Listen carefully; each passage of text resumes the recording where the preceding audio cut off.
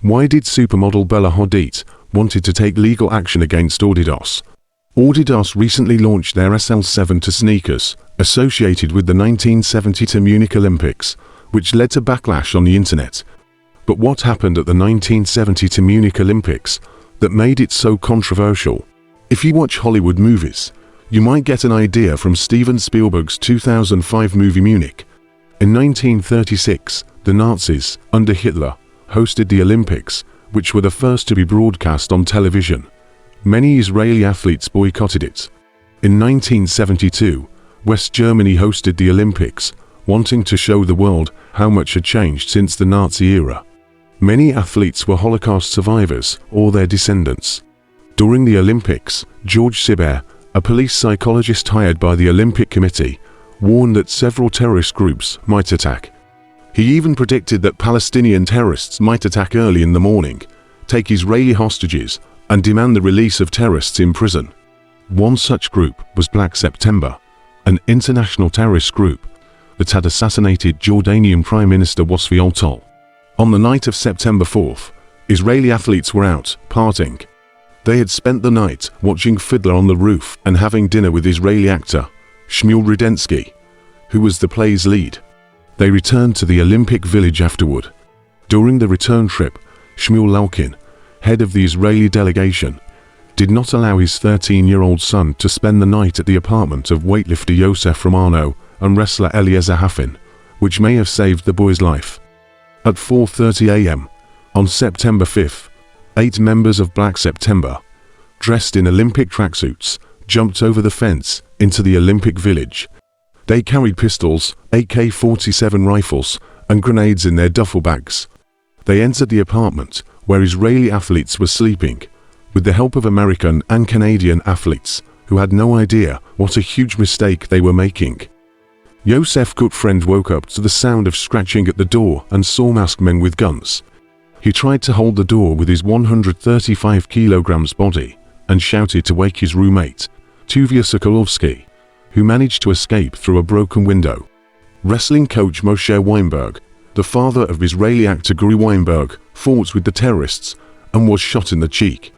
The terrorists forced him to help gather more hostages. Weinberg lied, saying that the apartment's occupants were not Israelis. Instead, Weinberg led them to apartment 3, where the gunmen took more hostages. Weinberg may have hoped that the strong athletes would be able to fight back, but they were all asleep.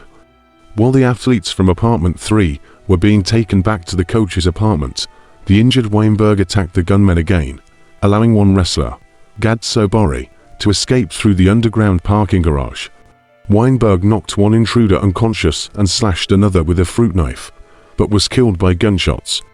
Weightlifter Yosef Romano, a veteran of the 1967 Six-Day War, also attacked an intruder and injured him, but was shot and killed. The New York Times reported on December 1, 2015, that Romano was castrated after being shot.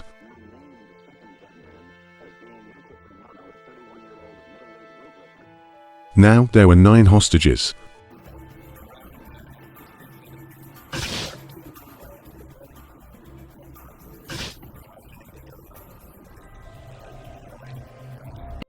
The terrorist leader's code name was Issa, and his deputy was Tony. They left Romano's bullet-ridden body at the feet of his bound teammates as a warning. Gutfriend was tied to a chair. Meanwhile, the people in apartment 2 alerted the authorities. The terrorists then demanded the release of 234 members and to West German insurgents. Israel's policy was never to negotiate in hostage situations, to avoid encouraging more terrorist hostage-taking. The minister rejected the offer to send an Israeli Special Forces unit to West Germany. They offered the terrorists a blank check, but the terrorists did not want money. Meanwhile, the terrorists made 2 Israelis stand on the balcony to show that they were alive. Ministers and Arab representatives also went to negotiate directly, but it was futile. They saw and told that there were 4 to 5 terrorists inside. At the same time, German police tried to storm the apartment and kill the terrorists, but they were neither professional nor skilled. Due to the foreign media's stupidity, the terrorists could see the German police's moves on live TV. The terrorists demanded to be flown to Cairo, The German police planned to place snipers and disguise the police as the flight crew. However, the police were not given radios. When the terrorists arrived at the airport, the police saw that there were not 5 but 8 terrorists. The police aborted the mission without informing anyone. The snipers were outnumbered. When the members were slightly away from the hostages, the snipers opened fire but missed. This gave the helicopter pilots time to escape. However, the Israelis were still in the helicopters, 4 in one and 5 in the other. A gun battle lasted for an hour, killing 1 German policeman. Seeing their slim chances of survival, one terrorist started shooting at the helicopter and threw a grenade on it. The fuel tank exploded, killing 5 athletes. Another terrorist entered the helicopter and shot the remaining 4 hostages. The police killed 5 terrorists and arrested 3. Each terrorist should have been assigned to 3 snipers, but the police had none of that. Additionally, the German snipers were not specialized gunmen, but only volunteers armed with assault rifles, not sniper rifles. They lacked night vision glasses, bulletproof jackets, helmets, and radios. Had the German police cut off the electricity, the terrorists would not have known the Germans' next move on live TV. West German government spokesman Konrad Ollers issued a statement declaring the operation successful and that the hostages had been freed. The false news spread like wildfire. The first broadcasts wrongly reported that all attackers were killed and all hostages were rescued alive. Just after 3:30 a.m. on September 6th, sports commentator Jimena delivered the true and horrifying news.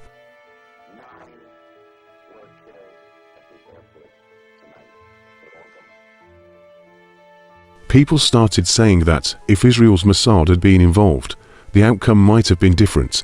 People also began to criticize the Olympic Committee for continuing the Games. The Games continued until 4 p.m. A Memorial Day was held on September 6th. Things worsened when Moshe Weinberg's cousin, Kamal Elias, collapsed and died of a heart attack during the memorial. While flags of all countries were lowered, 10 Arab nations refused to lower their flags. The bodies of the 5 Palestinian attackers Afif, Nazal, Thaf, Hamid, and Jawad were sent to Libya, where they were given a hero's funeral with full military honors. Other Black September terrorists hijacked a Lufthansa flight from Syria to Frankfurt, threatening to blow it up if the prisoners were not released. West German officials immediately released the prisoners without consulting Israel. Israel launched Operation Wrath of God to assassinate members of Black September. This covert mission was controversial because sometimes civilians were mistakenly targeted. If Munich's police and security had taken earlier measures, this tragedy could have been avoided. All Olympic hosting nations then significantly improved their security to prevent such horrific events in the future. If possible, watch the movie Munich, in which Moshe Weinberg's son, Guri Weinberg, plays his father.